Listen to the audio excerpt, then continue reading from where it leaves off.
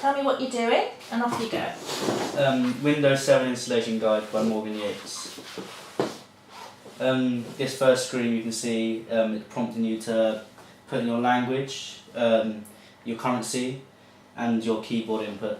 This is all very important if you want the right language, the right keyword settings, and currency and time format.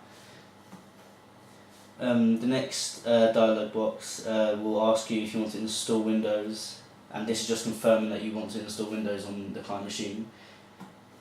This is the Microsoft Terms and Agreement. This is set by Microsoft to make sure you're using their product properly, and it's like their way of saying if you use this product, this is how you've got to use it. Good. Yeah. And all you've got to do is, if you have to read over it, and if you accept everything, you press accept and next. Then you'll come up with this dialog box where it's just installing all of Windows in various little portions. Now it will ask you to set up the name for your PC. This is very important as it gives your computer a unique name which helps with identify on the network. Hang on, go back. What else is it asking you to put in there? And the PC name. And your username for your profile, which is very important because if it's a family computer, there'll be lots of different profiles on it, and that will be identified by the username. What about work account? Yeah, that'd be good. You need your username to be right on your work account as well, because if it's not right, then you could log on to, say, a colleague's, and it won't have all of your information that you need on that profile or the way you've set it up. Okay. That user, is it an ordinary user or a powerful user? When you start up, it will be a local admin, so it will be a powerful user. And the difference is? Well, administrators are kind of the boss of the computers, while the less privileged accounts can't do as much, and will have to be, the UAC will be asking for administrator. Say if they download something, they'll have to have administrator permissions. So whoever's administrator would have to give them permission and give them the password. Okay, good. Here, for added security, they give you a chance to, it's recommended, you don't need to, but you can put a password on your account. This helps stop other people getting into it and just adds a layer of security. It also asks you to give a hint for your password. This helps if you lost your password, you can just go straight onto this, and then it will give you a little hint so what your password would have been.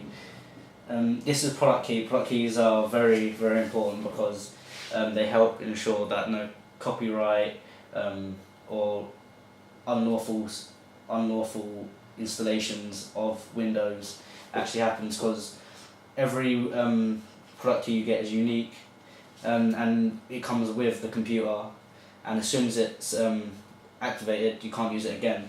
So it just really ensures Microsoft that you've actually bought this product yourself. This is giving you options to change settings on the client PC, on the operating system. There's a load of options. You can either later on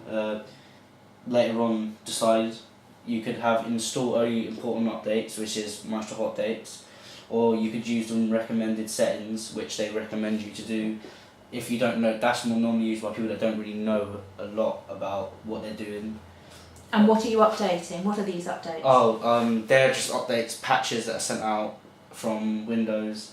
Like maybe one of their pieces of software isn't working too well, they'll send out an update and it will automatically install whatever you choose, what option you choose. It might automatically install, you might have to do it yourself. And it'll just help your computer all the time and just update everything. On here, this is important, you've got to set your time zone. When you set your time zone, you have to be you have to set your time zone here, and also you just confirm, double check the date's right and the time's right, because that could be bad. And then you finish that, and then you're on your operating system and your client machine's ready to go. Okay. I've got that's the command prompt for the network card. Okay. IP address, it's a unique number that identifies a computer on the network. It also tells you where it is on the network as well. It uses Internet Protocol. Subnet mask. Subnet mask is the whereabouts of the computer or client machine on the network, or what portion of the network it is located on. Default gateway.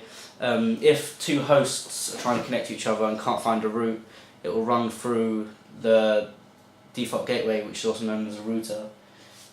Where else will that router take you, maybe? Internet. Good. DNS is stands for domain name server. It basically converts IP addresses into website addresses into IP addresses. Why?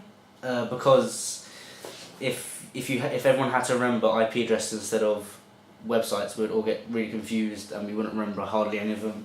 So it's much easier to keep them names, and then DNS server will convert them into IP addresses, which will send you to the right website. There's a few ways you can install operating systems on client machines.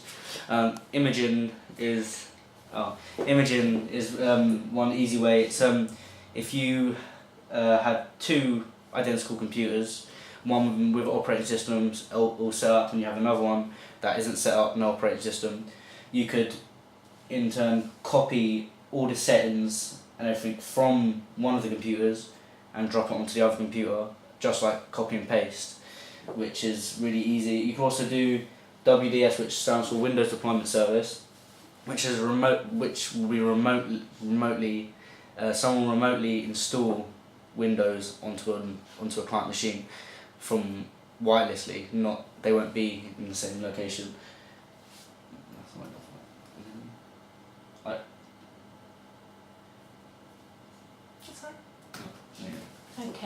Okay. Couple of questions.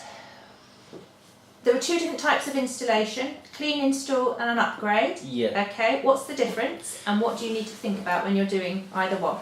Clean installation. If you got a clean installation, you're basically let's start with the other one actually. Upgrade is where you would keep the version before and also have a newer version, basically update a piece of software. Whereas in a clean installation, you won't keep the older piece of software; it will just be a new one. Okay. So what things do you need to think about? Well, if you're doing a clean installation, you've got to think about: did you want any of the settings you had on your old one? Update. You need to think about. Customer's PC. Our customer's PC. If you're updating something, you need to think about: do they need the update first of all? Data. Oh yeah, the data on their machine could be deleted if you do a clean installation. So yeah, so if you go on the client machine and there is information on this program and you want a clean installation, another one, you got to think: is that information on that program, do they need it or do they not need it? And you definitely have to ask them. Instead of upgrade, all the information will be passed straight on to the new upgraded version. What about the data? The data will be, with an upgrade, the data will be transferred onto the newer version. But on a clean installation, it won't. It would be deleted. And So what do you need to do? Make sure back up. Thank you. Yeah, you need to back up if you're doing a clean installation And an upgrade. right. Yeah. Yes. Okay. Good. Were they meant to